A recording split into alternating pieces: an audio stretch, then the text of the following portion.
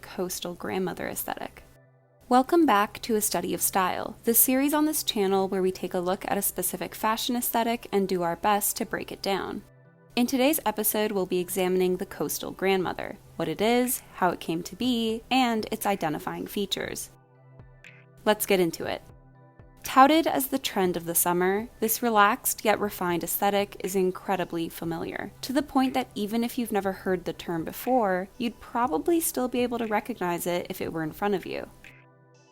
With its nautical colors, plates of pasta, crisp linens, and impeccable gardens, the aesthetic's name comes directly from its point of reference: well-to-do older women with plenty of time on their hands who live in a beautiful house on the coast. In other words, the quintessential WASP. Certain elements of the aesthetic have been mainstays of the interior design world for decades at this point, with its wicker furniture, beachy bric-a-brac, chinoiserie porcelain, and warm lighting making regular appearances in better homes and gardens. Whether or not you've met a coastal grandmother in real life, this type of woman has made frequent appearances in pop culture and is especially prevalent in the work of writer-director Nancy Meyers. The moniker Coastal Grandmother is attributed to Lex Nicoletta, who started making TikTok videos dedicated to the aesthetic at the start of 2022, with one video going viral in late March, leading to a spike in interest online. This coincided with multiple articles and TV spots dedicated to the trend, and with summer on the way, Google searches for Coastal Grandmother skyrocketed in May 2022. Nicoletta first described the aesthetic as Martha Stewart adjacent, not fully Ina Garten, think Nancy Meyers chic. It's Diane Keaton in Something's Gotta Give. It's Meryl Streep and It's Complicated. It's Hamptons. It's My Garden is Bigger Than Your First Apartment. It's a light white sweater even though it's the middle of summer. And it's 5-carat diamond ring passed down from your great-great-grandmother. That is the vibe. Which seems to perfectly encapsulate what the trend is all about. Despite the name, the aesthetic is more of a mindset than an age, intending to be just as aspirational for someone who's 22 as it is for someone who is 62. Like many aesthetics that have sprung up during the pandemic, the trend could be seen as a form of escapism, with the coastal grandmother living a life that many of us could only dream about, spending her days reading in her garden and her nights in front of the fire with a bottle of Chardonnay, all the while never having to go to work. There's no doubt that the coastal grandmother is classy and chic, but in a way that feels warm and welcoming. Even though the majority of us will never be able to afford a home in the Hamptons, the aesthetic still feels strangely approachable despite being so luxurious, differing from other trends like old money, which are all about presenting your life as unattainable.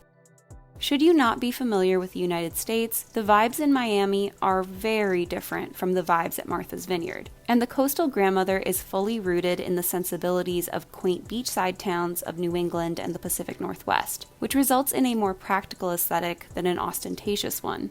Although cottagecore was able to find popularity all over the US, interest in the coastal grandmother seems to be largely regional, perhaps because in those specific areas there's more of a nostalgic appeal, reminding them of their own grandmothers. While the aesthetic is inspired by a lifestyle that is closely associated with the white upper class, it isn't inherently exclusionary, and the various elements of the trend are so generic that they could be imitated by just about anyone. In an interview about the aesthetic's accessibility, Lex Nicoletta said, quote, "I don't think you have to be in a certain tax bracket to enjoy this life, because like I said before, it's really about focusing on enjoying what you do have. So I think you can be any race, any gender, and any income. Do you have to be a grandmother? Do you have to live by the coast? No. It's really just embodying these little things throughout your day to kind of create that life." In some ways, the coastal grandmother is reminiscent of that girl, overlapping when it comes to the focus on lifestyle and hobbies instead of just clothing. With their love of cooking and farmers markets, you could see them as two sides of the same coin. But where that girl has Emily Mariko, green juice, and colorful athleisure, coastal grandmothers have Ina Garten, white wine, and linen sets. Somewhere in the middle of the two lies the coastal granddaughter, a subsection of the aesthetic which was coined by TikTok user Carly Van Dyke sometime in April 2022. The trend is essentially a more youthful and modern version of the coastal grandmother, and while many elements are the same, the coastal granddaughter feels like she's still coming into her own.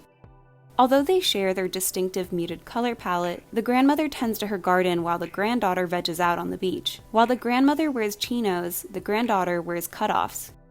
While the grandmother is drinking wine, the granddaughter is drinking an Aperol Spritz. It's basically the difference between Chessie and Meredith in The Parent Trap.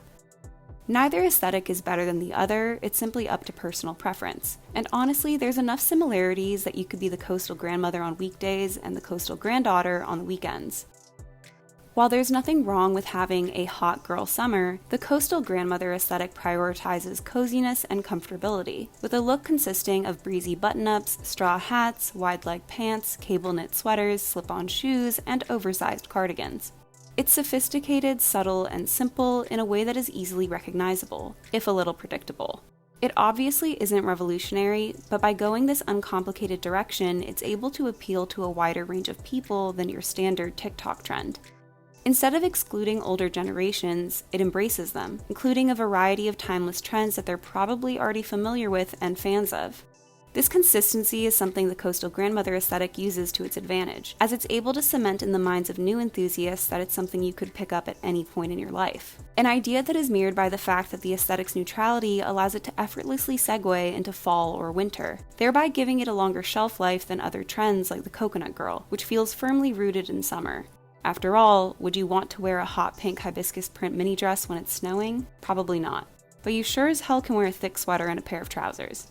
The aesthetic's distinctive look has been carefully cultivated over time, and as a result is already associated with specific fashion brands, including Gap, Ralph Lauren, Banana Republic, and J. Crew, who've specialized in the aspirational American look since its glory days in the 1980s. Because of this, you could argue that the aesthetic has the potential to become one of the most sustainable trends in recent history, as it's already been around for several decades, thereby making it perfect for secondhand shopping. What's interesting to note about the aesthetic is that its inspirations are made up of older women, with Martha Stewart, Oprah Winfrey, and Diane Keaton being considered trendsetters, which is a stark difference from many other aesthetics who often put younger women at the forefront of the movement. In this sense, the coastal grandmother is at odds with how society historically views older women, celebrating their age instead of making a mockery of it. Women are seen first and foremost as objects, directly tying our worth to our appearance, sexuality, and fertility. And once a woman reaches a certain age, she is no longer deemed useful. With this, her existence is erased, and she's reduced to nothing more than an old granny. This is what makes the coastal grandmother such a breath of fresh air, as it gets rid of the negative connotations of that word by centering the aesthetic around older women, and makes being a grandmother something that is aspirational and desirable. The women who serve as inspiration for the aesthetic are full of passion and life, blatantly rejecting societal expectations that they should wither away into nothingness. And by embracing this stage in her life, the coastal grandmother inspires us all to have hope for the future, giving us the confidence to believe that getting older is not something to be feared, but instead something to look forward to. What are your thoughts on the coastal grandmother aesthetic? And what would you be interested in seeing us cover next? I hope you enjoyed this video. Don't forget to like and subscribe, and I'll see you soon. Bye!